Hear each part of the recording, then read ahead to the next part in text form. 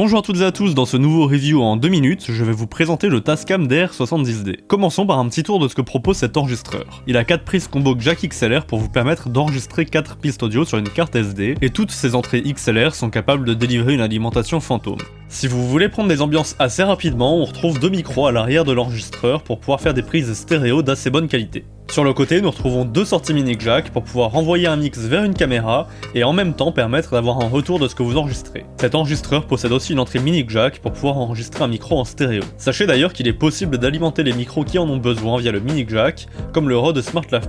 Pour ses possibilités d'enregistrement, comme je le disais, cet enregistreur est capable d'enregistrer 4 pistes. Il est possible d'enregistrer les 4 entrées XLR ou 2 micros internes et 2 entrées XLR, l'entrée mini jack qui va prendre 2 pistes et encore 2 entrées XLR, ou enfin les micros internes et l'entrée mini jack. Si vous n'avez que 2 entrées utilisées, vous pouvez enregistrer une piste de secours qui peut être jusqu'à 12 décibels moins forte que la piste principale, au cas où elle sature.